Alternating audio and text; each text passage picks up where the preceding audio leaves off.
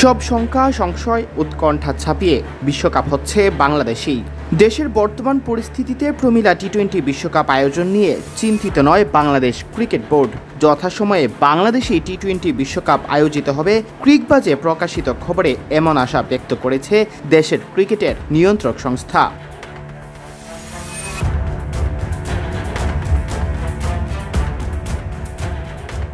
দশ দলের টি-20 বিশ্বকাপ শুরু হওয়ার কথা ৩ অক্টোবর, যার পর্দা নামবে ২০ অক্টোবর।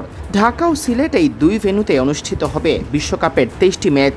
বিসিবির প্রধান নির্বাহী নিজামুদ্দিন চৌধুরী সুজন ক্রিকবাজকে বলেন, আজ পর্যন্ত আমি যেটা জানি, আমরাই টি-20 বিশ্বকাপ আয়োজন করছি যেভাবে পরিকল্পনা ছিল, আর তা মাথায় রেখেই আমরা কাজ করছি।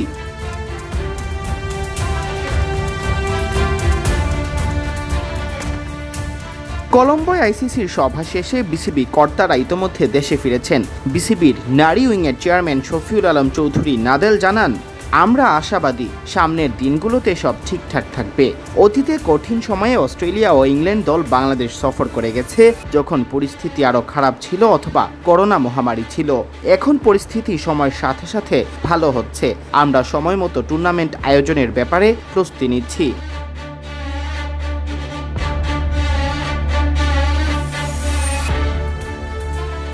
এর আগে গেল ২২ জুলাই ক্রিকবাজে প্রকাশিত এক খবরে দাবি করা হয়, আইসিসি টি-20 বিশ্বকাপ শুরুর আগে বাংলাদেশের বর্তমান পরিস্থিতি পর্যবেক্ষণ করা হচ্ছে।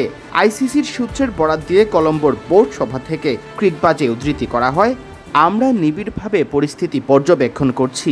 এখনও বিশ্বকাপের অনেক সময় বাকি আছে। গত ২৪ ঘন্টায় পরিস্থিতিরও উন্নতি হয়েছে।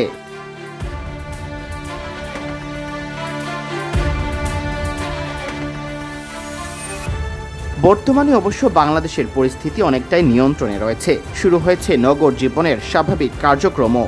এবারের নারী টি-20 বিশ্বকাপ এককভাবে আয়োজন করছে বাংলাদেশ। গত মে মাসে প্রধানমন্ত্রীর সাথে যে বিশ্বকাপের ট্রফি উন্মোচন করেন ভারত ও বাংলাদেশের অধিনায়ক।